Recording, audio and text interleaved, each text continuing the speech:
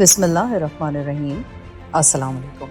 یہ national audio library for the blind کی آواز ہے۔ آج آپ سن رہے ہیں شوقی برادر سیریز کی کتاب نیا کارنامہ۔ اس کے مصنف ہیں اشتیاق احمد اور آواز لبابہ حیدر کی ہے۔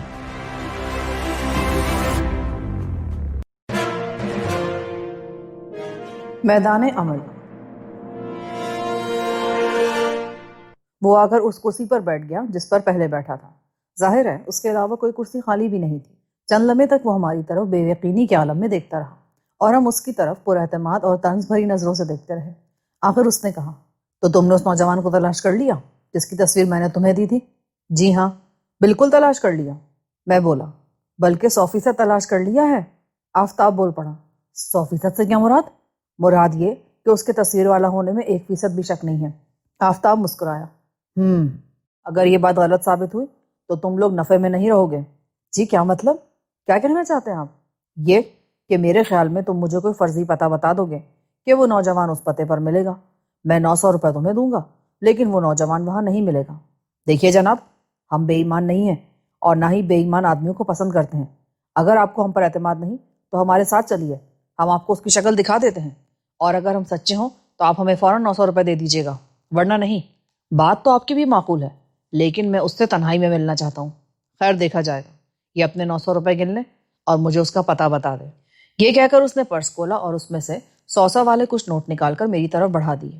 میں نے انہیں گنا اور پھر آفتاب کی طرف بڑھاتے ہوئے بولا، یہ رجسٹر میں درج کر لو اور ان کے نام کے آگے جو بقایا 900 روپے لکھے ہیں وہ کاٹ دو۔ جی بہتر، اس نے کہا اور کاپی کھول کر اس میں لکھنے لگا۔ میں نے ایک کاغذ پر ہوٹل کا نام، کمرے کا نمبر لکھ کر اسے دے دیا۔ اچھا، اب میں چلوں گا۔ مجھے حیرت ہے اور اب تک یقین نہیں آ رہا کہ آپ لوگوں نے اس قدر جلد اس نوجوان کو تلاش کر لیا ہے۔ اگر مجھے معلوم ہوتا نا کہ آپ لوگ اس کی تلاش میں صرف چند گھنٹے ہی صرف کریں گے تو میں کبھی ٹھیکہ نہ کرتا، روزانہ کا حساب ہی رکھتا، لیکن اس طرح شاید آپ لوگ اس کی تلاش میں 1 ماہ لگا دیتے۔ وہ افسوس بھرے لہجے میں کہتا چلا گیا، میں آپ کو ایک بار پھر یاد کرا دوں کہ ہم بے ایمان نہیں ہیں۔ میں نے جل بھن کر کہا، اگر آپ روزانہ کا حساب رکھتے اور ہمیں وہ نوجوان پہلی روز نظر آ جاتا تو بھی ہم آپ کو پہلی روز اطلاع کر دیتے، اگرچہ اس طرح ہمیں صرف 100 روپے ملتے۔ یہ تو آپ کی اپنی پسند تھی۔ چلیے خیر چھوڑیے، آپ لوگوں کا بہت بہت شکریہ۔ یہ کہہ کر وہ اٹھنے لگا۔ جی نہیں، آپ اس طرح نہیں جا سکتے، آپ کو چائے پی کر ہی جانا ہوگا۔ کیا واقعی؟ اس نے خوشی سے کہا اور دھپ سے دوبارہ بیٹھ گیا۔ میں نے آفتاب کو ایک کاغذ پر چند جملے لکھ کر دیے اور بولا، لو بھائی جلدی سے ہاف سیٹ لے کر آؤ۔ جی اچھا، اس نے سعادت مندی سے کہا اور باہر نکل گیا۔ چائے فوراً ہی آ گئی لیکن آفتاب پھر نہیں آیا۔ آخر اقرار زیدی رخصت ہو گیا لیکن آفتاب پھر بھی نہ آیا تو اخلاق نے چونک کر کہا، تو کیا آپ نے آفتاب کو پھر اس کے تعاقب میں بھیج دیا؟ یہ بہت ضروری تھا لیکن میرے خیال میں تو اس کی اب کوئی ضرورت نہیں تھی، ہم اس کا کام مکمل کر چکے ہیں۔ اب ٹیکسی کے پیسے خرچ کرنے کی کیا ضرورت تھی بھائی جان؟ کیا ہم یہ نہیں جاننا چاہتے کہ اقرار زیدی اس نوجوان سے کیوں ملنا چاہتا ہے؟ ایک ایسے نوجوان سے جو ہمارے ابا جان سے بھی ملنے آیا تھا۔ آخر وہ نوجوان ہے کون؟ یہ اقرار زیدی کون ہے؟ ان کا آپس میں تعلق کیا ہے؟ یہ سب باتیں کہ ہمارے ذہنوں میں چبھ نہیں رہی؟ بالکل چبھ رہی ہیں۔ اور اب ہمیں ٹیکسی کے بل کی کیا فکر ہے؟ اب تو ادارے کے فنڈ میں تقریباً 950 روپے جمع ہو گئے ہیں۔ اشفاق نے میرا ساتھ دیا۔ بھائی اب یہ فنڈ نہیں رہا، بینک بیلنس بن گیا ہے۔ کل ہم انشاءاللہ بینک میں اپنا اکاؤنٹ کھولیں گے۔ پر اکاؤنٹ کیسے کھولیں گے؟ بینکوں کے اوقات میں تو ہم اسکول میں ہوتے ہیں۔ تو کیا ہوا، ہم 1 گھنٹے کی چھٹی لے کر آئیں گے۔ اب آفتاب تو چلا گیا اقرار زیدی کے پیچھے، کیوں نہ ہم موتی اس نوجوان کو دے آئیں۔ تو چلے پھر۔ ہم تینوں باہر نکلے اور پیدل ہی ہوٹل لال آزار کی طرف روانہ ہو گئے، لیکن پھر ایک شریف کار والے نے ہمیں اپنی کار میں لفٹ دے دی اور اس طرح ہم چند ہی منٹ میں ہوٹل کے سامنے پہنچ گئے۔ ابھی ہم کار سے اتر رہی تھے کہ ہماری نظر آفتاب پر پڑی۔ وہ تیزی سے ہماری طرف آ رہا تھا۔ اس کا مطلب ہے اقرار زیدی سیدھا ادھر ہی آیا ہے۔ میں بڑبڑایا۔ اتنے میں آفتاب ہمارے قریب آ گیا۔ کیا وہ اوپر گیا ہے؟ ہاں، اور میں بھی اس کے پیچھے اوپر گیا تھا اور اپنی آنکھوں سے اقرار زیدی کو کمرہ نمبر 312 میں داخل ہوتے دیکھ چکا ہوں۔ گویا وہ ابھی تک اوپر ہی ہے۔ نہیں، وہ واپس جا چکا ہے۔ وہ تو اس کے کمرے سے 1 منٹ بعد ہی واپس نکل آیا تھا۔ اس کے چہرے پر اس وقت زبردست گھبراہٹ طاری تھی، اور مزے کی بات یہ کہ اس نے واپسی کے لیے ہوٹل کا پچھلا سینہ استعمال کیا۔ میں بھی اس کے پیچھے سیڑھیاں اتر کر نیچے پہنچا۔ چکر کاٹ کر وہ ہوٹل کے اگلے حصے کی طرف آیا اور پھر اپنی کار میں بیٹھ کر یہ جا وہ جا ہو گیا۔ پر تم نے اس کا تعاقب کیوں نہیں کیا؟ میں نے تمہیں کیا ہدایت لکھ کر دی تھی؟ تعاقب کیسے کرتا؟ اقرار زیدی کے پاس اپنی گاڑی تھی جبکہ میرے پاس ایک سائیکل تک نہیں ہے، اور کسی ٹیکسی کا اس وقت دور دور تک نام و نشان نہیں تھا۔ اچھا چلو خیر، کوئی بات نہیں، اب آؤ اس نوجوان کو موتی دے آئیں اور ہو سکے تو اس سے کچھ معلوم کرنے کی کوشش بھی کریں۔ ہم اندر داخل ہوئے، لفٹ میں بیٹھ کر تیسری منزل پر پہنچے اور پھر کمرہ نمبر 312 کے سامنے پہنچ گئے۔ میں نے آگے بڑھ کر دروازے پر دستک دی تو میری دستک کے زور سے دروازہ تھوڑا سا کھل گیا۔ ہم نے بغیر اجازت داخل ہونا اندر مناسب خیال نہ کیا، اس لیے ایک بار پھر دستک دی، دروازہ تھوڑا سا اور کھل گیا۔ دوسرے ہی لمحے ہم زور سوچ لے، تھوڑے سے کھلے دروازے میں سے ہمیں کمرے کے فرش پر بچھے قالین پر ایک انسانی جسم پڑا نظر آیا تھا۔ میں نے جلدی سے دروازہ پورا کھولا اور پھر ہم دھک سے رہ گئے۔ فرش پر جو جسم پڑا تھا وہ اس نوجوان کے علاوہ اور کسی کا نہیں ہو سکتا تھا۔ ہم نے برآمدے میں دائیں اور بائیں دیکھا، ادھر ادھر کوئی نہیں تھا۔ یہ دیکھ کر میں فوراً اندر گھس گیا۔ ان تینوں نے میرا ساتھ دیا اور میں نے دروازہ اندر سے بند کر لیا۔ یہ کیا کر رہے ہو بھائی جان؟ اگر ایسے میں کوئی یہاں آ گیا تو کیا ہوگا؟ فکر نہ کرو، آؤ دیکھیں کہ معاملہ کیا ہے۔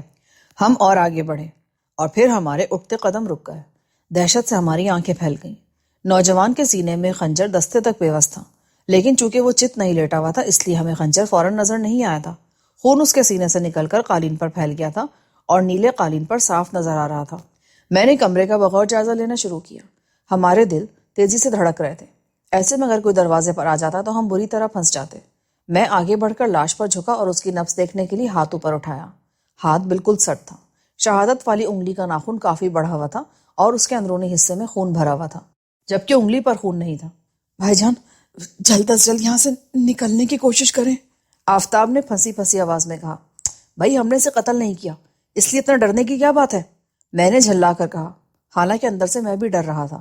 پھر میں سیدھا کھڑا ہو گیا۔ کمرے میں عجیب سی ابتری پھیلی ہوئی تھی۔ شاید نوجوان نے قاتل سے بچنے کے لیے زبردست جدوجہد کی تھی۔ ایک کرسی الٹی پڑی تھی، میز گھسیٹ کر دیوار سے جا لگی تھی، بستر کی چادر آدھی بستر پر تھی اور آدھی نیچے۔ نوجوان کا ایک جوتا دروازے کے پاس دیوار سے لگا پڑا تھا اور دوسرا جوتا بستر کے نیچے تھا۔ اچانک میری نظر ایک ایسی چیز پر پڑی کہ میری سٹی گم ہو گئی۔ یہ اقرار زیدی کی سونے کی انگوٹھی تھی اور غالباً وہ انگوٹھی تھی جو اس کی انگلی میں کچھ زیادہ ہی ڈھیلی تھی۔ اس انگوٹھی کو دیکھ کر میری سٹی گم ہوئی تھی۔ ابھی میں ان تینوں کی توجہ انگوٹھی کی طرف دلانے کی کوشش کر ہی رہا تھا کہ آفتاب ڈرے ڈرے انداز میں بولا، ارے باپ رے، یہ لائٹر تو اقرار زیدی کا ہے۔ میں نے چونک کر اس کی طرف دیکھا۔ اشفاق اور اخلاق بھی گھوم گئے۔ دروازے کے بالکل قریب قالین کے کنارے کے ساتھ سونے کا ایک لائٹر پڑا تھا۔ ہماری نظریں ابھی تک اس پر اس لیے نہیں پڑی تھی کہ سب سے پہلے ہم نے لاش کو دیکھا تھا اور اس کے آس پاس کی چیزیں دیکھنے میں مصروف تھے۔ اف خدا، تو کیا یہ کام اقرار زیدی کا ہے؟ میں نے تھر تھر کانپتی آواز میں کہا۔ بھائی جان یہ ان باتوں کا وقت نہیں، ہمیں تو کسی طرح یہاں سے نکلنا چاہیے، ابھی شاید اس قتل کے بارے میں کسی کو معلوم نہیں۔ آفتاب بولا، ہاں آؤ چلیں، لیکن اقرار زیدی کی انگوٹھی اور لائٹر کا کیا کریں؟ انگوٹھی؟ تو کیا اس کی انگوٹھی بھی؟ اشفاق نے جملہ ادھورا چھوڑا۔ ہاں وہ رہی۔ میں نے انہیں انگوٹھی دکھائی۔ موقع واردات سے، اور وہ بھی قتل کے موقع واردات سے، کوئی چیز اڑانا جرم ہے، ہمیں اسی طرح نکل جانا چاہیے۔ رہ گیا اقرار زیدی تو یہ اس کا اپنا معاملہ ہے کہ اس کا لائٹر اور انگوٹھی یہاں کیوں پڑے ہیں۔ اس نے ہم سے صرف ایک کام لیا تھا جو ہم نے کر دیا، اب بھلا اس سے ہمارا کیا تعلق ہو سکتا ہے؟ اخلاق جلدی جلدی بولا، لیکن میں اس بات کو درست نہیں سمجھتا۔ ہو سکتا ہے یہ قتل اس نے نہ کیا ہو اور پولیس اسے بے گناہ ہوتے ہوئے بھی پھانس لے۔ ہم اس سلسلے میں کچھ نہیں کر سکتے بھائی جان، اشفاق نے کہا۔ آخر ہم نے ہر چیز جوں کی توں چھوڑی اور باہر نکل آئے۔ ہمارے رخ لفٹ کی طرف ہوئے تو ہم نے ادھر سے پولیس کے چند افسروں کو آتے دیکھا۔ سب سے آگے ایک بڑے سے پیٹ والا افسر چلا آ رہا تھا۔ مارے گئے؟ میں نے بوکھلا کر کہا۔ کیوں مارے گئے؟ انہوں نے ہمیں کمرے سے نکلتے نہیں دیکھا؟ جب ہم باہر نکل رہے تھے عین اسی وقت لفٹ اوپر آ کر رکی تھی۔ تو پھر باوقار انداز میں چلتے ہوئے ان کے پاس سے گزر جاؤ۔ ہم اس نوجوان کا موتی واپس کرنے آئے تھے، اس بات سے ابا جان بھی اچھی طرح واقف ہیں، لہٰذا پولیس ہمیں پریشان نہیں کرے گی، میں نے آہستہ سے کہا اور ہم رکے بغیر آگے بڑھتے چلے گئے۔ جو ہی اگلا پولیس افسر ہمارے نزدیک پہنچا اس نے اپنے ہاتھ میں پکڑی چھڑی آگے کر دی۔ کہاں آوارہ گردی کر رہے ہو؟ کہاں سے آ رہے ہو اور کہاں جا رہے ہو؟ آپ شاعر تو نہیں ہیں جناب؟ آفتاب نے فوراً پوچھا۔ تم نے یہ اندازہ کس طرح لگایا؟ بہت باوزن جملہ بولا آپ نے، پورا شعر جان پڑتا ہے۔ میرے تو کبھی باپ دادا نے بھی شاعری نہیں کی، میں کیا کروں گا؟ ہاں تو بتایا نہیں تم نے؟ ہم یہاں کسی کی امانت لوٹانے آئے تھے، اپنے والد صاحب کی ہدایت کے مطابق۔ بہت خوب، تو پھر لوٹا دی تم نے اس کی امانت؟ جی نہیں، ان سے ملاقات نہیں ہو سکی۔ ٹھیک ہے راشد، ان کا نام پتہ اور باپ کا نام نوٹ کر لو، اور یہ بھی کہ یہ کون سے کمرے کے مسافر کی امانت لوٹانے آئے تھے۔ جی بہتر۔ ایک سب انسپیکٹر ہماری طرف بڑھا۔ کیا کیا نام ہے تم چاروں کے؟ اپنا پتہ بھی لکھواؤ۔ میں نے اپنا اور ان کا نام پتہ لکھوا دیا۔ والد صاحب کا نام مشتاق احمد لکھوایا۔ کیا اس ہوٹل میں کوئی واردات ہو گئی ہے جناب؟ میں نے ڈرتے ڈرتے پوچھا، کیونکہ انسپیکٹر صاحب اور دوسرے پولیس والے آگے بڑھ گئے تھے اور صرف وہی ہمارے پاس کھڑا رہ گیا تھا۔ نہیں، لیکن ہمیں یہ اطلاع ضرور ملی ہے کہ آج کل ہوٹلوں کے ذریعے نشاور دواؤں کا کاروبار بہت ہو رہا ہے۔ انسپیکٹر صاحب نئے نئے آئے ہیں نا، اسی لیے ہوٹلوں کی گشت بھی لگا رہے ہیں۔ او اچھا، نام کیا ہے ان کا؟ انسپیکٹر جلالی نور، اس نے کہا اور آگے بڑھ گیا۔ اوہ، ہم چاروں کے منہ سے ایک ساتھ نکلا اور پھر ہم تیزی سے لفٹ کی طرف بڑھے، کیونکہ پولیس پارٹی اب کمرہ نمبر 312 کے نزدیک پہنچ چکی تھی اور ہم گھبراہٹ میں دروازہ پوری طرح بند بھی نہیں کر پائے تھے۔ جو ہی ہم لفٹ میں داخل ہوئے، ہم نے انسپیکٹر جلالی نور کی دھاڑ سنی۔ ارے یہ کیا؟ قتل؟ وہ بھی میرے علاقے میں؟ ڈیوٹی کے پہلے دن ہی قتل؟ راشد، ان چاروں لڑکوں کو روکو۔ جب ہم لفٹ سے نکلے تھے تو ہم نے انہیں اسی کمرے کے پاس دیکھا تھا۔ اس کے ساتھ ہی ہم نے لفٹ کا دروازہ بند کر لیا اور نچلی منزل کا بٹن دبا دیا۔ لفٹ نیچے چل پڑی۔ جو ہی لفٹ رکی، ہم اس سے باہر نکلے اور تیر کی طرح دروازے کی طرف بڑھے۔ ہم نے دروازے سے نکلتے ہی سڑک پار کی اور ایک گلی میں گھس گئے اور پھر اندھا دھند گلیوں میں گھستے چلے گئے۔ ہم نے یہ بھی نہ سوچا کہ واپسی کی صورت کیا ہوگی۔ آدھے گھنٹے بعد جب اشفاق کو ہوش آیا تو اس نے جھلا کر کہا، ہم کب تک گلیوں میں چکراتے رہیں گے؟ پولیس پارٹی تو ہمیں مین روڈ پر تلاش کر رہی ہوگی۔ اس کے الفاظ کے ساتھ ہی جیسے ہمیں بھی ہوش آ گیا کہ آخر اس طرح سوچے سمجھے بغیر چلتے رہنے کی تک کیا ہے۔ اب ہم ہوٹل لال آزار سے تو بہت دور آ چکے ہیں۔ اب کیا پروگرام ہے بھائی جان؟ پروگرام کیا ہوتا، گھر چلیں گے۔ آفتاب نے کہا، تم تو ہو احمق، ہمیں اسی وقت اقرار زیدی کے پاس چلنا چاہیے۔ میں نے کہا، کیوں؟ کیا اسے بلیک میل کرنا چاہتے ہیں؟ یہ کہہ کر اس سے رقم ایٹنا چاہتے ہیں کہ ہم اس کے بارے میں پولیس کو اطلاع دے سکتے ہیں کہ کمرہ واردات میں لائٹر اور انگوٹھی کس کے ہیں؟ لا حول ولا قوت، یہ ہم جاسوس ہیں، بلیک میلر نہیں ہیں۔ آؤ۔ گلیوں کے جال سے نکل کر ہم باہر سڑک پر آئے اور گزرتی ہوئی خالی ٹیکسی میں سوار ہو گئے۔ برٹر روڈ چلیے، آفتاب نے شریفانہ لہجے میں کہا۔ بہتر، ڈرائیور نے کہا اور گاڑی آگے بڑھا دی۔ جناب، ہمیں ذرا جلدی ہے۔ اچھا، ڈرائیور نے کہہ کر رفتار بڑھا دی۔ آفتاب کے اشارے پر ہم ایک جگہ ٹیکسی سے اتر گئے۔ بل ادا کر کے ہم ایک گلی میں داخل ہوئے۔ گلی کافی چوڑی تھی اور کاریں اندر جا سکتی تھیں۔ یہ دیکھ کر میں نے آفتاب سے کہا، تم باہر ہی کیوں اتر گئے؟ اس لیے کہ پولیس کی تفتیش کا دائرہ اس ٹیکسی ڈرائیور تک بھی پہنچ سکتا ہے اور وہ انہیں بتا سکتا ہے کہ اس نے ہم چاروں کو کہاں اتارا تھا۔ اب وہ انہیں صرف یہ بتائے گا کہ اس نے ہمیں سڑک پر اتارا تھا، لیکن ہم بھی پولیس کی مدد کرنی ہے، نہ کہ اس تفتیش میں روڑے اٹکانے ہیں۔ بالکل ٹھیک بھائی جان، یہ بھی انہی کی مدد ہے کہ وہ ہمارے چکر میں نہ پڑیں اور اصل قاتل کو تلاش کریں۔ آفتاب مسکرا کر بولا۔ اس کا جواب بھی معقول تھا، اس لیے میں کچھ کہہ نہ سکا۔ اسی وقت گلی سے ہمیں ایک موٹا لمبا سا آدمی نکلتا نظر آیا۔ اسے دیکھ کر ہم حیران رہ گئے۔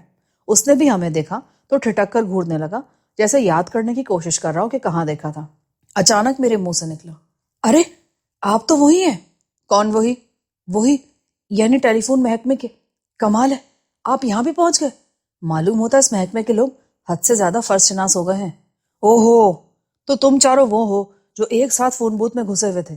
بالکل ٹھیک پہچانا جناب، یقین جانیے اس کے بعد سے اب تک ہم نے کوئی فون کیا ہی نہیں۔ ارے یہ آپ کے گال پہ کیا ہوا؟ آفتاب نے چونک کر کہا۔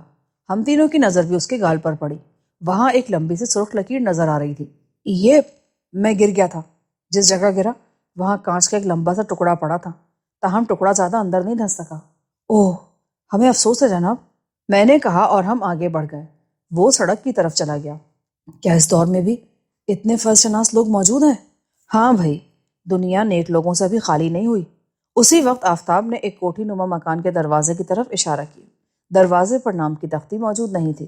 تمہیں اچھی طرح یاد ہے نا، یہی گھر ہے، فکر نہ کریں اور دستک دیں، میری یادداشت آپ سے بہت تیز ہے۔ اوہ اچھا، یہ بات تو ہمیں ابھی ابھی معلوم ہوئی۔ اخلاق نے برا سا منہ بنایا اور میں نے دروازے پر دستک دے دی۔ تھوڑی دیر بعد دروازہ کھلا اور ایک ملازم ٹائپ لڑکے کی صورت نظر آئی۔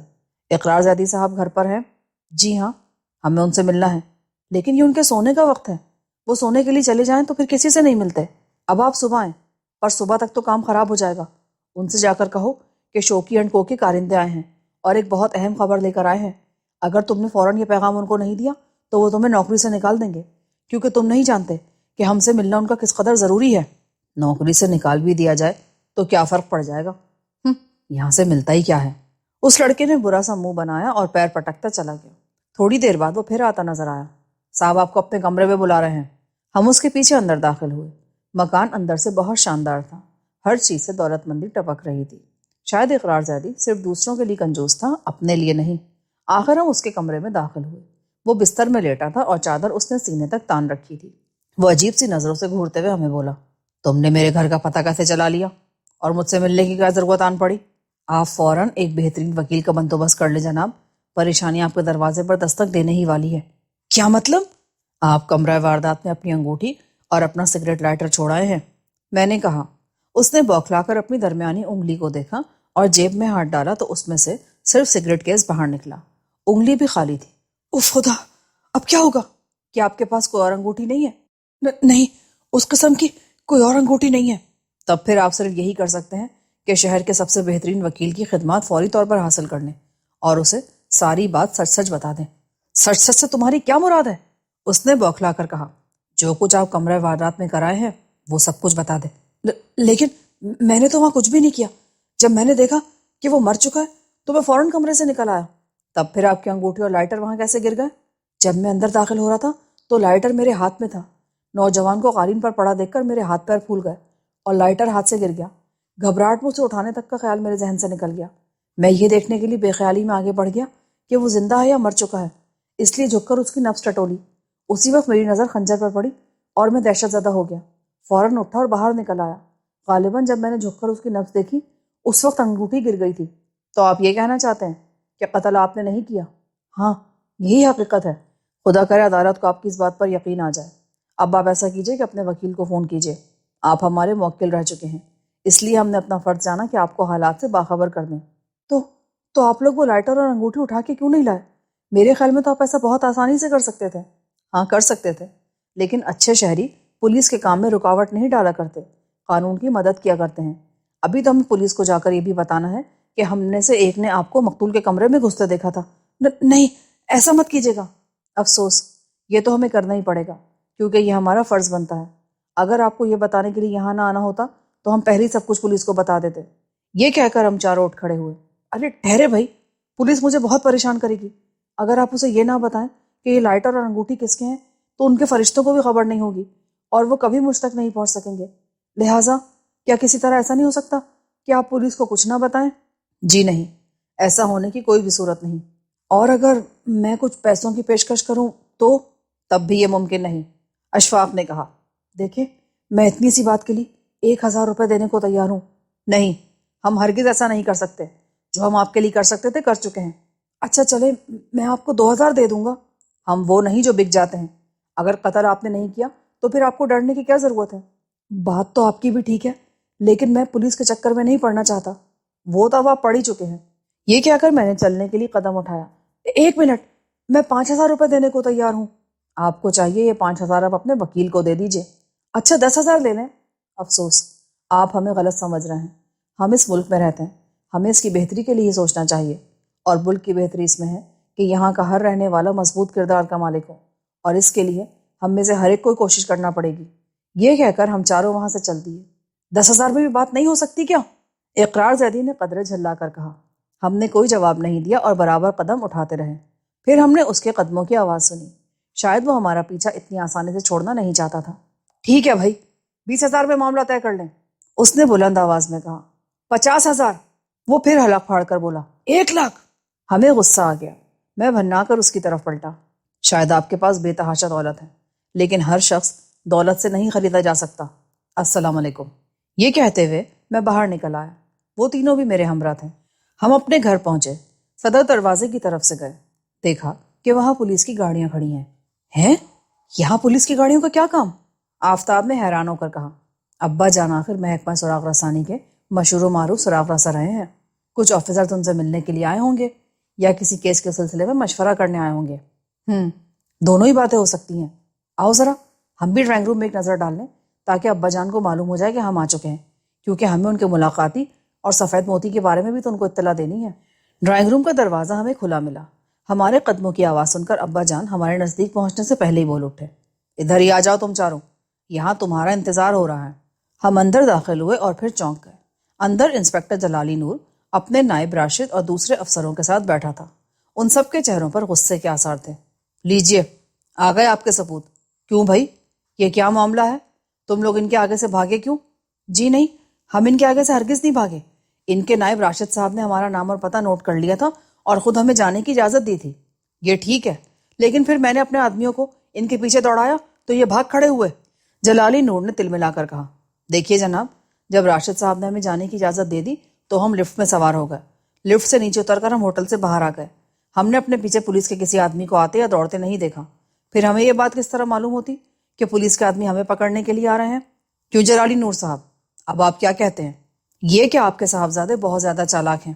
اب میں ان سے یہ پوچھوں گا کہ یہ وہاں گئے کیوں تھے؟ اس کی ضمانت دینے کے لیے۔ وہ اپنی ایک چیز یہاں بھول گیا تھا، یہ سفید رنگ کا ایک موتی ہے، وہ موتی میرے حوالے کر دیں۔ جلالی نور نے کہا۔ میں نے ابا جان کی طرف دیکھا، وہ جلدی سے بولے، دیکھیے نور صاحب، صبح سے شام تک میرے ہاں کئی مہمان آ چکے ہیں، یہ ضروری نہیں کہ موتی اسی شخص کا ہو جسے ہوٹل لالہ زار کے کمرے میں قتل کر دیا گیا ہے، ہو سکتا ہے کسی اور ملاقاتی کا ہو۔ جب تک یہ بات ثابت نہیں ہو جاتی کہ موتی مقتول کا ہی تھا، اس وقت تک میں موتی آپ کے حوالے نہیں کروں گا، یا میرے تمام مہمان یہ نہیں کہہ دیتے کہ موتی ان کا نہیں ہے۔ ان سے اب صبح سے پہلے معلوم نہیں کیا جا سکتا، لہٰذا اب موتی کے بارے میں کل بات کیجیے گا۔ چلیے، مجھے کوئی اعتراض نہیں، لیکن آپ موتی ایک نظر دکھا تو دیں۔ دیکھ کر بھی کیا کریں گے، وہ ایک بڑا سا موتی ہے۔ بری بات ہے شوکی، موتی نے دکھا دو۔ ابا جان نے مجھے ڈانٹا۔ جی بہت بہتر، میں نے کہا اور موتی جیب سے نکال کر اس کی طرف بڑھا دیا۔ اس نے موتی کو ہتھیلی پر رکھ کر بغور دیکھا اور مجھے واپس لوٹاتے ہوئے بولا، کیا اس نوجوان کو تم چاروں نے قتل کیا ہے؟ جی نہیں، ہمیں ایسا کرنے کی ضرورت کیا تھی؟ بلکہ ہمیں تو ایسا کرنے کا قطعاً کو حق ہی نہیں تھا۔ حق ہی نہیں تھا؟ کیا مطلب؟ جلالی نور نے حیران ہو کر کہا، زندگی اور موت کا مالک خدا ہے، کسی انسان کو یہ حق نہیں پہنچتا کہ کسی دوسرے انسان کا خون بہائے۔ اچھا، اور کوئی بات اگر تم لوگوں کو معلوم ہو تو بتا دو۔ اور کیا بات؟ کیا تمہیں معلوم ہے یہ انگوٹھی اور لائٹر کس شخص کے ہیں؟ ان پر انگریزی کے حرف آئی اور زیڈ لکھے ہیں۔ یہ ہمارے نہیں ہیں، البتہ یہ ایک صاحب اقرار زیدی کے ہیں۔ کیا مطلب؟ تمہیں یہ کس طرح معلوم ہو گیا؟ جلالی نور نے تقریباً چیخ کر کہا، آفتاب نے ایک شخص کو مقتول کے کمرے سے نکلتے دیکھا تھا، اس کا تعاقب کیا گیا، لہٰذا ہم آپ کو بتا رہے ہیں۔ لیکن تم یہ کس طرح کہہ سکتے ہو کہ انگوٹھی اور لائٹر اسی کے ہیں؟ آپ خود معلوم کر لیجئے، ہم تو اپنی مرضی کے مطابق یہ بات کہہ سکتے ہیں۔ آفتاب نے برا مان کر کہا۔ ابا جان بے ساختہ مسکرا دیے۔ پتہ لکھوائیے۔ آفتاب نے اقرار زیدی کا فون نمبر اور پتہ نوٹ کروا دیا۔ اگر اس واردات کے بارے میں کچھ اور بھی معلوم ہے تو بتا دو۔ ہمیں کچھ معلوم ہے یا نہیں، کچھ کہا نہیں جا سکتا۔ ہاں، آپ سوالات کرتے رہیں، ہمیں جو کچھ معلوم ہوگا بتاتے چلے جائیں گے، تفتیش کے راستے میں روڑے نہیں اٹکائیں گے۔ شکریہ، جلالی نور نے جلے کٹے انداز میں کہا اور اٹھ کھڑا ہوا۔ ان کے جاتے ہی ابا جان بولے، تم اقرار زیدی کو کس طرح جانتے ہو؟ اور ہم دھک سے رہ گئے، کیونکہ جلالی نور نے یہ سوال تو کیا ہی نہیں تھا، لیکن ابا جان کر رہے تھے، اور وہ بھی اس طرح کہ ان کی نظریں ہم چاروں کے چہروں پر گڑی تھیں۔ خبر پڑھ لو۔ چند لمحے سکتے کے عالم میں گزر گئے، پھر میں نے کہا، اقرار زیدی ہم سے آ کر ملا تھا، اسے اس نوجوان کی تلاش تھی، وہ اس کی تلاش کے سلسلے میں ہم سے مدد چاہتا تھا، اس مدد کے سلسلے میں اس نے ہمیں 1000 روپے دینے کا وعدہ کیا۔ یہ بھی ایک اتفاق تھا کہ ادھر ہم نے اقرار زیدی سے بات کی، ادھر وہ نوجوان یہاں آپ کے پاس ڈرائنگ روم میں موجود تھا۔ آفتاب نے اسے دیکھا اور ہمیں اطلاع دینے چلا آیا۔ جب ہم یہاں آئے تو وہ جا چکا تھا، پھر ہم اس کی تلاش میں نکلے اور آخر اسے لالہ زار ہوٹل میں دیکھ لیا۔ پھر ہم نے اقرار کو اطلاع دی، وہ دوبارہ ہم سے ملنے آیا، 1000 روپے ادا کیے اور یہ اطلاع لے کر چلا گیا کہ وہ نوجوان لالہ زار ہوٹل کی تیسری منزل کے کمرہ نمبر 312 میں ٹھہرا ہوا ہے۔ ہم نے آفتاب کو اس کے تعاقب میں روانہ کیا اور خود موتی لے کر ہوٹل کی طرف روانہ ہو گئے، لیکن اقرار بھی وہیں آیا تھا سیدھا۔ اسے آفتاب نے بدحواسی کے عالم میں کمرے سے نکلتے دیکھا۔ ہم نے کمرے میں داخل ہو کر دیکھا تو نوجوان مرا پڑا تھا اور کمرے میں اقرار زیدی کا لائٹر اور انگوٹھی پڑے تھے۔ ہم نے کسی چیز کو ہاتھ نہیں لگایا اور باہر نکل آئے۔ یہ ہے کل کہانی۔ لیکن سوال یہ ہے کہ اقرار زیدی تم سے مدد لینے کس طرح آ گیا؟ جی یہ تو وہی بتا سکے گا ابا جان۔ اب تمہارا کیا خیال ہے؟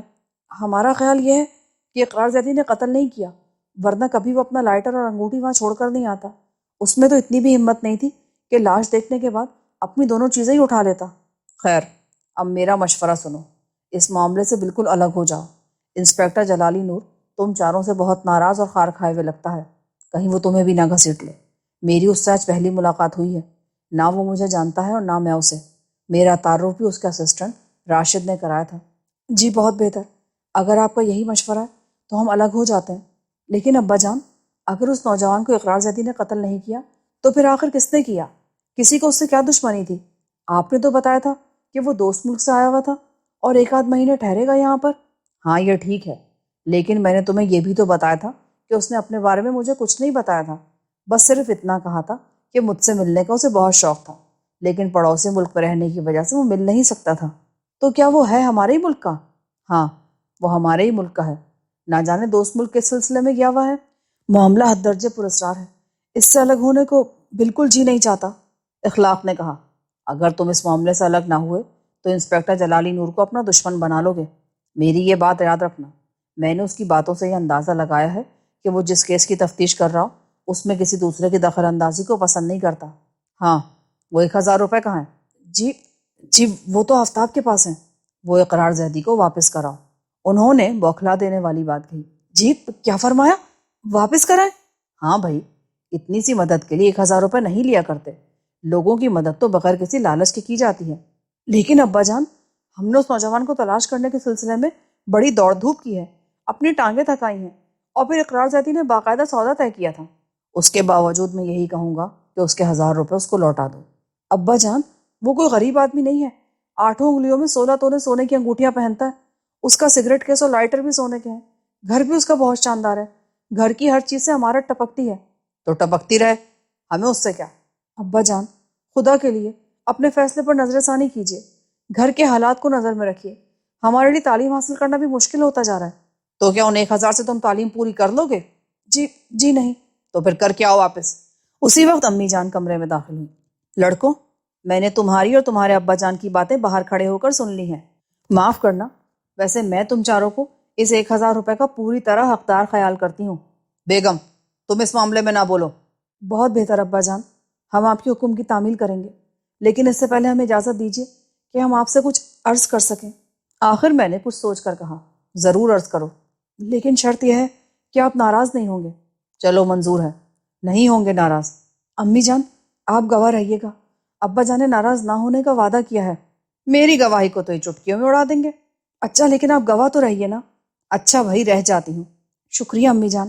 بات دراصل یہ ابا جان کہ ہم چاروں نے کمپنی کھولی ہے لوگوں کی مدد کرنے کے لیے، اور اس کمپنی کا نام ہے شوکی اینڈ کو۔ ہیں؟ یہ تم کیا کہہ رہے ہو؟ آئیے آپ ہمارے ساتھ بیٹھک میں، ساری بات آپ کی سمجھ میں آ جائے گی۔ ساری بات سمجھ میں آ جائے گی تو میں ضرور چلوں گا۔ بیگم، تمہارا کیا خیال ہے؟ میں گواہ رہنے کا وعدہ کر چکی ہوں، اسی لیے لازماً ساتھ چلنا پڑے گا۔ چنانچہ یہ چھوٹا سا قافلہ بیٹھک کی طرف روانہ ہوا۔ اندرونی دروازہ کھول کر ہم کمرے میں داخل ہوئے۔ جو ہی ابا جان کی نظر بورڈ پر پڑی، وہ قہقہا مار کر ہنس دیے، پھر میزوں اور کرسیوں پر نظر پڑی تو اور بھی ہنسے۔ آخر بولے، اور وہ اقرار زیدی اس بورڈ کو پڑھ کر تمہارے پاس آیا تھا؟ جی ہاں، اسی سے آپ اندازہ لگا سکتے ہیں کہ یہ بورڈ لوگوں کی توجہ کھینچنے میں کس قدر کامیاب رہا ہے۔ اشفاق نے جلدی سے کہا، میرا خیال میں اب تم یہ 1,000 روپے رکھ سکتے ہو۔ لیکن ان کا یہ جملہ سن کر ہم خوشی سے اچھل پڑے، ہمارے چہرے سرخ ہو گئے۔ ہم نے یہ بھی نہ سنا کہ ابا جان لیکن کے بعد کیا کہنا چاہتے ہیں۔ بہت بہت شکریہ ابا جان، ہمیں امید تھی ہمارا دفتر دیکھ کر آپ یہی کریں گے، لیکن آپ نے آج ہم چاروں کا دل خوش کر دیا، امی جان کی گواہی کی لاج رکھ لی۔ لیکن انہوں نے پھر کچھ کہنا چاہا، لیکن اس مرتبہ اخلاق نے ان کی بات کاٹ دی۔ آپ جیسے ابا جان بھی کیا اور کسی کو ملیں گے؟ لیکن اس بار آفتاب بول اٹھا، بلکہ چراغ لے کر بھی ڈھونڈو نا تب بھی نہیں ملیں گے۔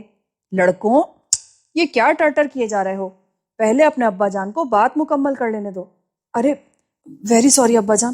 ہاں فرمائیے، کیا کہنا چاہتے ہیں آپ؟ یہ کہ لیکن اب تم اس ادارے کے دروازے پر تالا لگا دو، یعنی اسے بند کر دو، 10 قسم کا کوئی کام مت کرو۔ انہوں نے غصیلے لہجے میں کہا۔ جی کیا فرمایا؟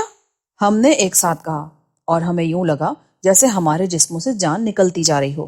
ابا جان کمرے سے جانے کے لیے مڑے تو میں نے کہا، ابا جان کیا آپ اپنے فیصلے پر نظر ثانی نہیں کر سکتے؟ نہیں، اس طرح مجھے پریشانی ہوگی۔ ہم وعدہ کرتے ہیں کوئی معاملہ آپ تک نہیں آنے دیا کریں گے، لیکن مجھے یہ کام اچھا نہیں لگتا۔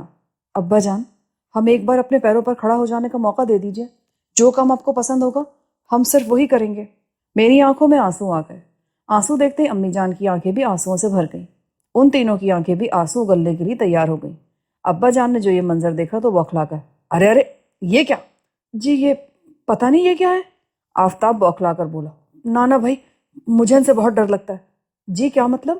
آپ کو کن سے ڈر لگتا ہے؟ ان آنسوؤں سے، یہ بہت خطرناک چیز ہے، خدا کے لیے روکو۔ اب یہ کہاں رکیں گے ابا جان؟ آفتاب نے کہا اور پھوٹ پھوٹ کر رونے لگا۔ اس کے رونے کی آواز گھر میں بلند ہونے لگی۔ اس کے اس طرح پرجوش اور جان توڑ کر رونے نے اشفاق اور اخلاق پر بھی اثر کیا۔ ان کی آنکھوں سے بھی آنسو بہنے لگے۔ بس پھر کیا تھا، امی جان کی آنکھوں سے آنسو زاروں قطار بہنے لگے۔ ابا جان کی بوکھلاہٹ کا پوچھنا ہی کیا، اچانک ان کی آنکھوں میں بھی آنسو نظر آئے اور انہوں نے تقریباً چلا کر کہا، بس کرو، مجھے ستارے پر کوئی اعتراض نہیں۔ ان کا یہ کہنا تھا کہ آنسو یکدم تھم گئے، بلکہ آنکھوں سے اس طرح غائب ہو گئے جیسے گدھے کے سر سے سینگ۔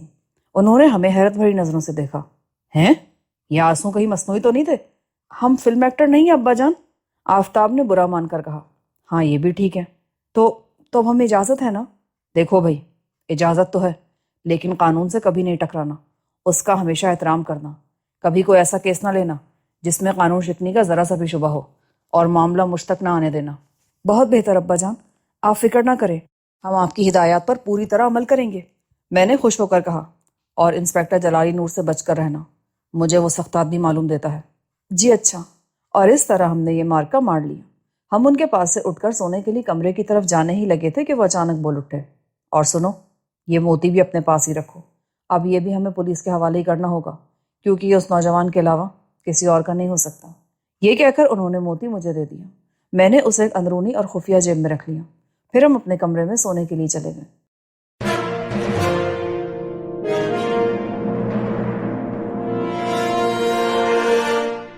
دوسری صبح جب ہم تیار ہو کر ناشتے کی میز پر پہنچے تو ابا جان وہاں پہلے سے موجود تھے۔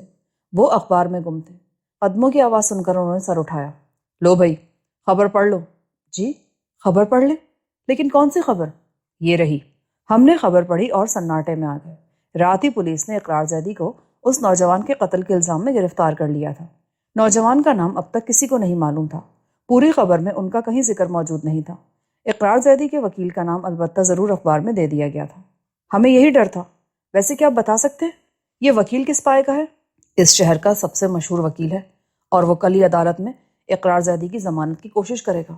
ارے، کل تو اسکول کی چھٹی ہے، کیوں نہ ہم بھی عدالتی کارروائی دیکھ لیں؟ ضرور دیکھو، مجھے کوئی اعتراض نہیں ہے، ابا جان بولے۔ دوسرے دن ہم عدالت کے کمرے میں موجود تھے۔ ہمارے سامنے اقرار زیدی کو عدالت میں لایا گیا۔ اس کا چہرہ مرجھا گیا تھا، آنکھیں اندر کو دھس گئی تھیں۔ 2 ہی راتوں میں اس کی عجیب سی شکل نکل آئی تھی، بس برسوں کا بیمار نظر آتا تھا۔ اس نے تماشائیوں پر ایک نظر ڈالی تو ہمیں بھی دیکھ لیا۔ پھر اس نے جھک کر اپنے وکیل کے کان میں کچھ کہا، اور وکیل نے بھی مڑ کر ہمیں دیکھا۔ اس نے ضرور ہمارے بارے میں اپنے وکیل کو کچھ بتایا تھا۔ اس کے وکیل کا نام اکبر راٹھور تھا۔ آخر عدالتی کارروائی شروع ہو گئی۔ سرکاری وکیل نے زور و شور سے اقرار زیدی کے قاتل ہونے پر روشنی ڈالی اور عدالت سے مطالبہ کیا کہ اس کی ضمانت نہ لی جائے۔ اکبر راٹھور نے اپنے موکل کو بے گناہ ثابت کرتے ہوئے اس کی ضمانت کی درخواست کی۔ ابھی وکلا کی بحث جاری تھی کہ میری نظر تماشائیوں میں ایک شخص پر پڑی۔ اسے دیکھ کر مجھے حیرت ہوئی اور میں سوچ میں گم ہو گیا۔ مجھے سوچ میں گم دیکھ کر آفتاب نے پوچھا، آپ کو کیا ہوا؟ سوچ کا حملہ ہو گیا مجھ پر، اور اگر تم بھی اپنے اوپر یہ حملہ کرانا چاہتے ہو تو اپنے بائیں طرف تیسری قطار کی آخری کرسی پر نظر ڈالو۔ میرے الفاظ اشفاق اور اخلاق نے بھی سن لیے، اور تینوں نے ایک ساتھ اس طرف دیکھا۔ دوسرے ہی لمحے ان کے چہروں پر بھی حیرت کی بجلی چمکی اور وہ بھی سوچ میں گم ہو گئے۔ ادھر عدالتی کارروائی ختم ہو گئی۔ پہلے مرحلے پر اقرار زیدی کے وکیل کو ناکامی ہو گئی تھی۔ عدالت نے اس کی ضمانت منظور نہیں کی تھی۔ اسی شام ہم اکبر راٹھور کے دفتر پہنچے اور موکلوں کی بھیڑ چھٹنے کے بعد اس کے سامنے آئے۔ ہمیں دیکھ کر اس کے چہرے پر ہلکی سی حیرت نمودار ہوئی۔ میں نے شاید آپ لوگوں کو کہیں دیکھا ہے؟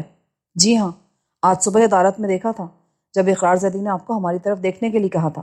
ہاں، یاد آیا، تو آپ ہی وہ چاروں ہیں جنہوں نے اس نوجوان کو زیدی صاحب کے لیے تلاش کیا تھا؟ تو پھر تو آپ بہت کام کے آدمی ہیں۔ مجھے اپنا پتہ لکھوا دیں، شاید میں بھی آپ لوگوں سے کوئی کام لے سکوں۔ جی ضرور، آفتاب پتہ لکھوا دو، میں نے خوش ہو کر کہا، اور آفتاب نے اکبر راٹھور کو پتہ نوٹ کرا دیا۔ آپ کا اقرار زیدی صاحب کے بارے میں کیا خیال ہے؟ آخر میں نے بات شروع کی، یہی کہ وہ قاتل ہرگز نہیں ہے۔ آپ کے پاس ان کی بے گناہی کا کیا ثبوت ہے؟ ابھی تک تو کوئی ثبوت نہیں ہے، البتہ میں ثبوت حاصل کرنے کی پوری کوشش کر رہا ہوں۔ پوسٹ مارٹم رپورٹ تو آپ کے پاس ہوگی ہی؟ ہاں ہے۔ کیوں؟ ہم ذرا اس رپورٹ کو پڑھنا چاہتے ہیں، میں نے کہا۔ اشفاق، اخلاق اور آفتاب حیرت بھری نظروں سے مجھے دیکھنے لگے۔ یہاں کے لیے روانہ ہونے سے پہلے میں نے انہیں کچھ نہیں بتایا تھا، بس اتنا کہا تھا کہ آؤ ذرا اقرار زیدی کے وکیل سے مل لیں، اور تینوں میرے ساتھ ہو لیے تھے۔ لیکن کس لیے؟ آپ کو اس رپورٹ سے کیا دلچسپی ہے؟ دیکھیے جناب، ہمیں بھی زیدی صاحب کے بے گناہ ہونے کا یقین ہے، اور ہم نہیں چاہتے کہ اس کی ضمانت نہ ہو یا قتل کا کیس اس پر ثابت ہو جائے، لیکن ہم ان کی مدد کرنا چاہتے ہیں۔ لیکن یہ مدد اس صورت میں ہو سکتی ہے جب آپ ہماری مدد کریں۔ میں تو ہر طرح سے مدد کرنے کے لیے تیار ہوں، لیکن آپ لوگ کم از کم یہ تو بتا دیں کہ دیکھنا کیا چاہتے ہیں۔ اگر رپورٹ میں وہ چیز ہوئی تو ہم آپ کو ابھی دکھا دیں گے۔ پھر اس نے رپورٹ ہمارے سامنے رکھ دی۔ ہم نے اسے بغور پڑھا۔ آخر مجھ پر جوش کی کیفیت طاری ہو گئی۔ میں نے اکبر راٹھور سے کہا، رپورٹ کا یہ حصہ ملاحظہ فرمائیں۔ مقتول کے دائیں ہاتھ کی شہادت والی انگلی کے بڑھے ہوئے ناخن میں خون پایا گیا ہے۔ اس خون کا تجزیہ اس لیے نہیں کیا گیا کہ خون مقتول کا ہی خیال کیا گیا ہے، لیکن میرا خیال ہے وہ خون مقتول کا نہیں، قاتل کا ہے۔ کیا مطلب؟ اکبر راٹھور زور سے چونکا۔ جی ہاں، اگر وہ خون مقتول کا ہی ہے اور اس کا ہاتھ اپنے سینے سے جا لگا تھا تو پھر اس کا ہاتھ اور انگلیاں بھی خون آلود ہونی چاہیے، نہ کہ صرف ناخن کا اندرونی حصہ۔ اور چونکہ زیدی صاحب کے جسم سے خون کہیں سے بھی نہیں نکلا، لہٰذا وہ قاتل نہیں ہو سکتے۔ آپ کو کرانا صرف یہ ہے کہ ناخن کے اندر لگے ہوئے خون کا تجزیہ کرا دیں۔ اگر وہ خون مقتول کا نہیں تو اس کا مقابلہ اقرار زیدی کے خون سے بھی کرا دیں۔ اگر وہ خون ان کا بھی نہیں ہے تو پھر قاتل کوئی اور ہے، کیونکہ خون بالکل تازہ تھا۔ کیا لاش کو دفنا دیا گیا ہے؟ نہیں، ابھی تک سرد خانے میں محفوظ ہے۔ تو جناب پھر آپ کی فوراً اقدام کریں اور دوبارہ ضمانت کی درخواست پیش کر دیں۔ اس مرتبہ آپ نہ صرف اپنے موکل کی ضمانت کرانے میں کامیاب ہو جائیں گے، بلکہ ہمارے خیال میں تو انہیں بالکل ہی رہا کرا لیں گے۔ میں ابھی یہ کام کراتا ہوں، اکبر راٹھور نے اٹھتے ہوئے کہا۔ وہ حد درجے بے چین نظر آ رہا تھا۔ کچھ خیال آنے پر اس نے کہا، کیا آپ کے ہاں فون ہے؟ جی ہاں ہے۔ تو نمبر مجھے نوٹ کرا دیں، میں آپ کو فون پر بتا دوں گا کہ کیا رہا۔ شکریہ تو ہم آپ چاروں کا بعد میں ادا کریں گے۔ شکریہ کی کوئی ضرورت نہیں، یہ تو ہمارا فرض ہے۔ اقرار زیدی ہمارے موکل بھی تو رہ چکے ہیں۔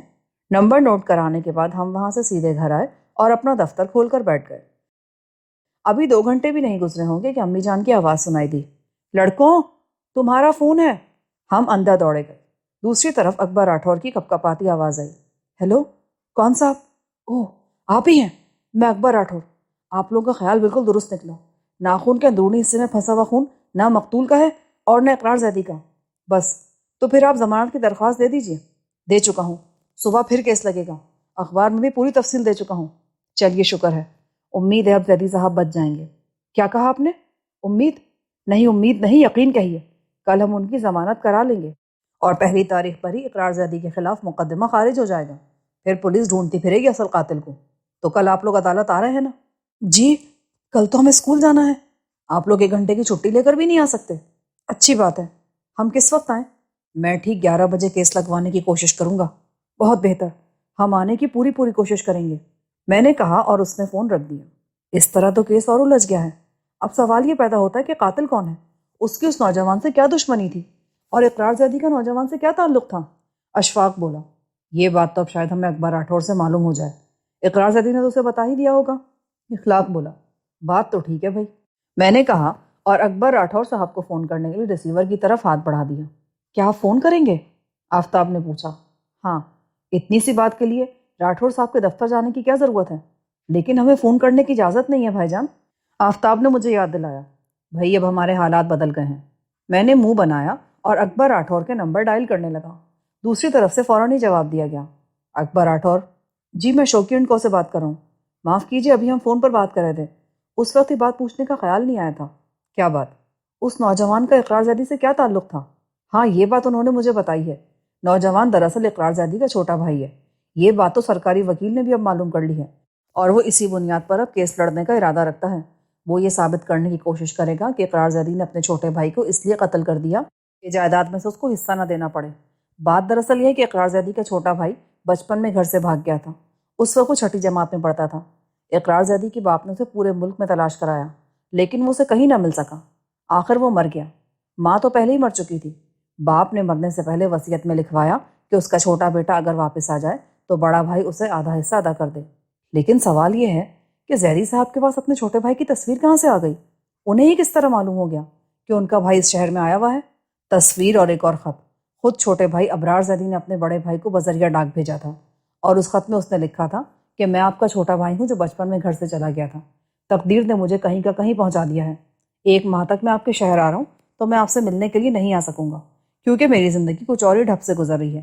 لیکن آپ بھی مجھے تلاش کرنے کی کوشش مت کیجیے گا۔ اصلی بات میں بھی آپ کو بتاتا چلوں، یہ کہ میں اب تک مجرمانہ زندگی گزار رہا ہوں۔ اس سلسلے میں کئی ملکوں میں جا چکا ہوں۔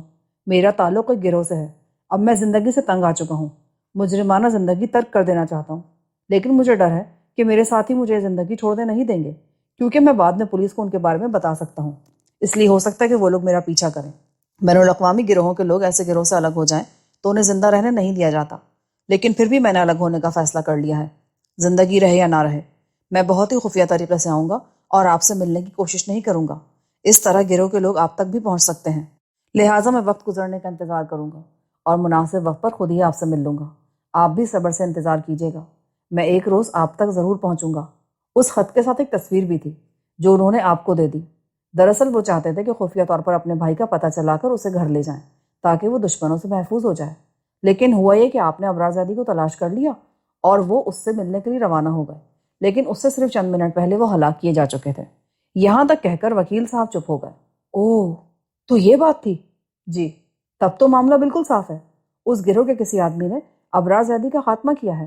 ہاں، لیکن سرکاری وکیل کا کہنا ہے کہ اقرار زیدی نے اپنے بھائی کو اس لیے قتل کیا ہے کہ جائیداد تقسیم نہ کرنا پڑے، لیکن اب میں ان کے کیس کو پارا پارا کر دوں گا اور یہ سب کچھ آپ لوگوں کی مہربانی سے ہوگا۔ نہیں جناب، ایسی کوئی بات نہیں۔ اچھا، شکریہ، اب کل عدالت میں ملاقات ہوگی۔ وہ کون ہے؟ عدالت کا کمرہ تماشائیوں سے کھچا کھچ بھرا ہوا تھا۔ شاید اس کی وجہ یہ تھی کہ اخبارات نے اس پورے کیس کو بہت نمایاں کر کے شائع کیا تھا۔ لوگوں کی دلچسپی اس میں بہت بڑھ گئی تھی۔ ہمیں بھی عدالت کے کمرے میں جگہ اکبر راٹھور کی کوشش سے ملی تھی۔ آخر کارروائی شروع ہو گئی۔ اکبر راٹھور نے پوسٹ مارٹم کی رپورٹ کا وہ حصہ پڑھ کر سنایا جس میں خون بھرے ناخن کا ذکر تھا، پھر خون کے تجزیے کی رپورٹ سنائی اور بعد میں کہا، اب چونکہ وہ خون نہ تو مقتول کا ہے اور نہ ملزم کا، لہٰذا ملزم کو زیر حراست نہیں رکھا جا سکتا، چنانچہ ضمانت منظور فرمائی جائے۔ اس کے بعد سرکاری وکیل کی باری آئی، لیکن اسے تو اس انکشاف نے حیرت زدہ کر دیا تھا۔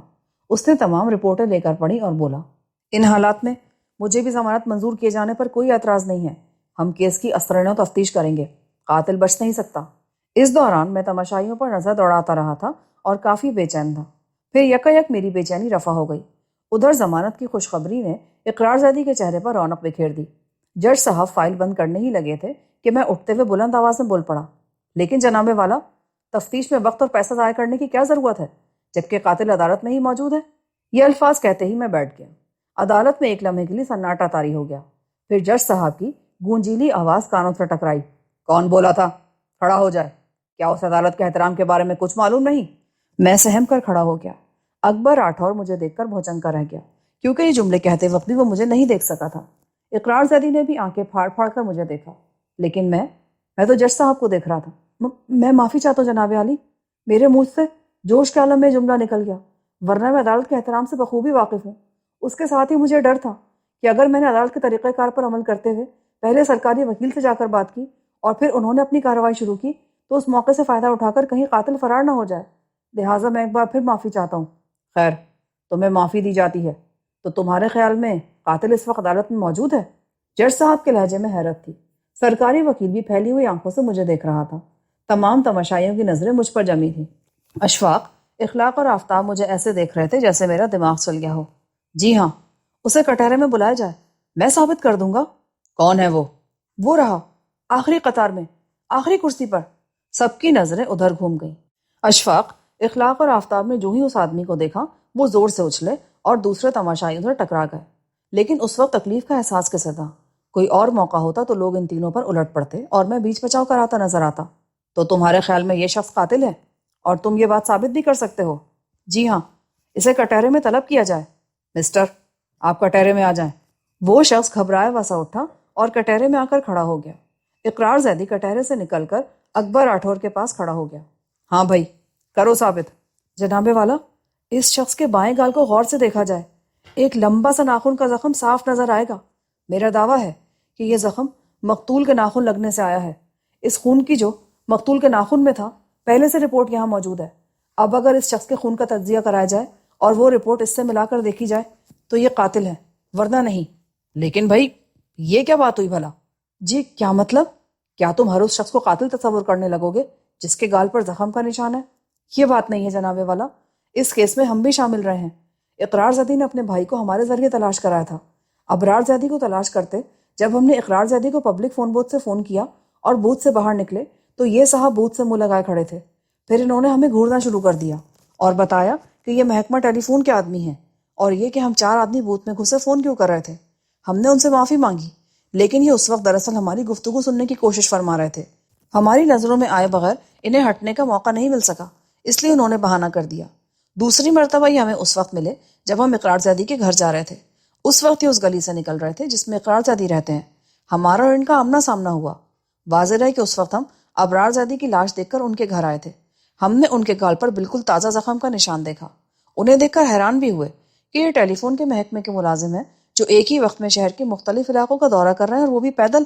ہم نے ان سے ان کے زخم کے بارے میں پوچھا تو انہوں نے بتایا کہ یہ گر گئے تھے۔ بعد میں جب میں نے غور کیا تو صاف نظر آیا کہ دراصل یہ شخص شروع سے ہی اقرار زیدی کا تعاقب کرتا رہا تھا تاکہ اس کے ذریعے ابرار زیدی تک پہنچ جائے، لیکن پھر اسے ہمارا تعاقب کرنا پڑا اور اس طرح وہ اس نوجوان تک جا پہنچا۔ یہاں تک کہہ کر میں خاموش ہو گیا۔ ٹھیک ہے، سرکاری ڈاکٹروں کو بلایا جائے، اس کے خون کا تجزیہ یہیں ہوگا۔ جج صاحب نے سرکاری وکیل کی طرف دیکھا۔ بہت بہتر جناب والا، اس نے کہا اور اپنے نائب کو ہدایات دینے لگا۔ آپ کون ہیں بھائی، اور کہاں رہتے ہیں؟ آپ کے والد کیا کام کرتے ہیں؟ جج صاحب کا لہجہ اب میرے لیے بدل گیا۔ یہ مشتاق احمد خان کے بیٹے ہیں جناب عالی، اپنے وقت کے مشہور و معروف سراغ رسا۔ سرکاری وکیل نے انہیں بتایا۔ اوہ، انہیں تو میں اچھی طرح جانتا ہوں۔ بھائی اگر ان کی یہ بات درست ثابت ہو گئی نا تو یہ تو ان کا بہت بڑا کارنامہ ہوگا۔ جی ہاں، اس میں کیا شک ہے بھلا۔ عدالت میں انسپکٹر جلالی نور بھی موجود تھا اور ہمیں اس طرح گھور رہا تھا جیسے کچا ہی چبا جائے گا۔ آدھے گھنٹے بعد وہ موٹا آدمی قاتل ثابت ہو گیا جس نے ہمیں خود کو محکمہ ٹیلی فون کا انسپکٹر بتایا تھا۔ اس کے ہاتھوں میں فوراً ہتھ کڑیاں پہنا دی گئیں۔ جج صاحب نے مقدمے کی مزید تفتیش کا حکم دیا اور اٹھ کھڑے ہوئے۔ ساتھ ہی انہوں نے کہا، آپ چاروں ذرا میرے کمرے میں آئیں۔ اکبر راٹھور صاحب، آپ بھی اپنے موکل کو لے کر آئیں۔ ہم سب جج صاحب کے ریٹائرنگ روم میں داخل ہوئے اور جب کرسیوں پر بیٹھ گئے تو وہ بولے، مجھے یہ یقین ہو چلا تھا کہ اقرار زیدی صاحب ہی قاتل ہیں۔ اگر درمیان میں تم چاروں نہ آ پڑتے تو انہیں ضرور سزا ہو جاتی۔ ہمارے ملک میں پرائیویٹ جاسوسی کی اجازت نہیں ہے، پھر تم چاروں اس طرح کیسے کام کر سکتے ہو؟ جی اس طرح کہ ہم پرائیویٹ جاسوس نہیں ہیں، ہم تو دراصل طالب علم ہیں۔ اگر رستہ چلتے ہم کسی کی مدد کر دیتے ہیں تو یہ پرائیویٹ جاسوسی تو نہ ہوئی نا؟ آفتاب نے مسکین صورت بنا کر کہا۔ جج صاحب اس کے جواب پر مسکرا دیے، پھر انہوں نے یہ کہتے ہوئے ہمیں رخصت کر دیا، میں تم چاروں کے لیے کچھ سوچوں گا، اور اقرار زیدی صاحب آپ کو بھی ان چاروں کے لیے کچھ سوچنا چاہیے، انہوں نے آخر آپ کی جان بچائی ہے۔ جی ہاں، کیوں نہیں۔ اور ہم جج صاحب سے ہاتھ ملا کر باہر نکل آئے۔ اقرار زیدی نے نہایت گرم جوشی سے مجھ سے ہاتھ ملایا اور بولا، میں آپ کے دفتر میں حاضر ہوں گا، لیکن اب اس کی ضرورت کیا ہے جناب؟ اچھا خیر دیکھا جائے گا، وہ بولا۔ اسکول سے فارغ ہو کر ہم گھر آئے۔ ساری کارروائی ابا جان اور امی جان کو سنائی۔ ان کی آنکھیں حیرت سے پھیل گئیں۔ پھر میں نے کہا، ابا جان اب ہم اس موتی کا کیا کریں؟ وہ ہمیں اقرار زیدی کو دے دینا چاہیے کیونکہ وہ اس کا بڑا بھائی ہے۔ ابا جان بولے، جی ہاں آپ ٹھیک کہتے ہیں، ہم آج ہی وہ انہیں دے دیں گے، آپ مطمئن رہیے۔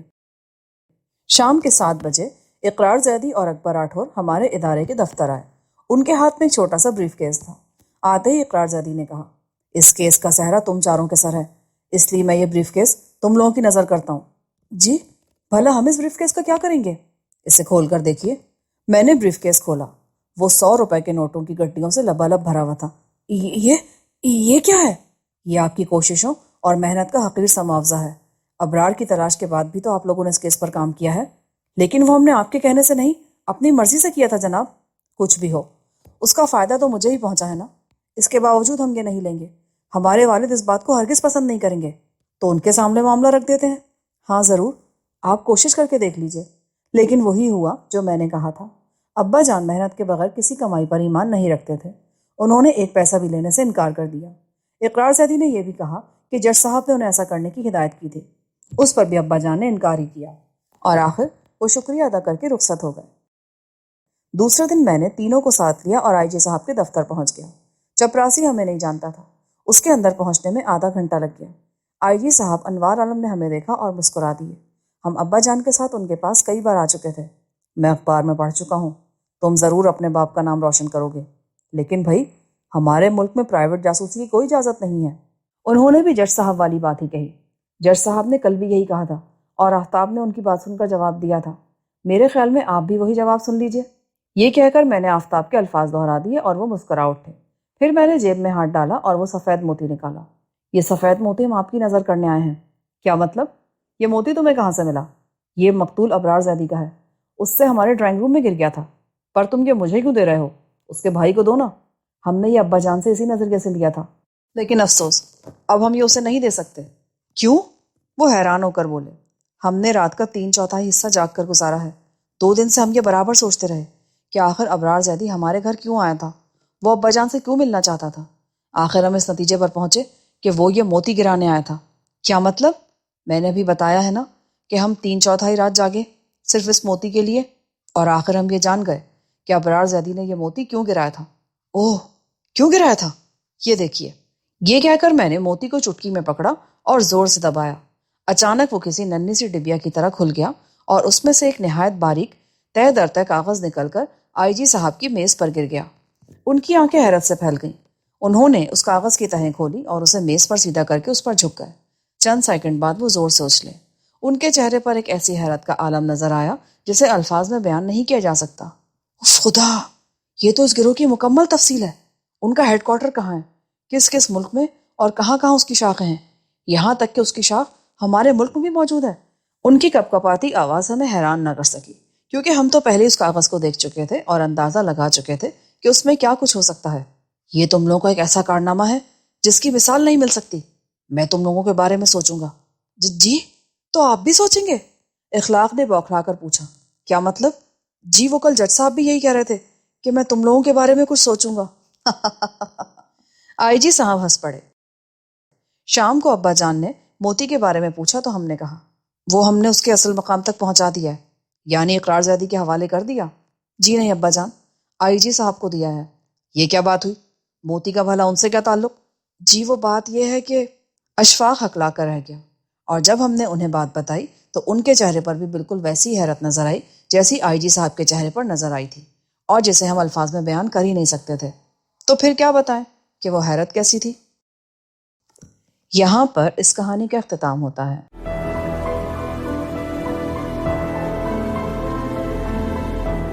اگر آپ نے ہمارا چینل سبسکرائب نہیں کیا تو ابھی سبسکرائب کریں اور ساتھ ہی بیل آئیکن پر کلک کریں تاکہ ہماری نئی آنے والی بکس کی اپڈیٹس آپ کو ملتی رہیں۔ لائک کریں، شیئر کریں اور کمنٹس کر کے اپنی رائے کا اظہار کریں، اور یہ بھی بتائیں کہ آپ کو ہماری بکس کیسی لگتی ہیں۔ مزید معلومات اور ڈسکشن کے لیے ڈسکرپشن میں دیے گئے لنک پر کلک کر کے ہمارا واٹس ایپ گروپ جوائن کریں۔ شکریہ۔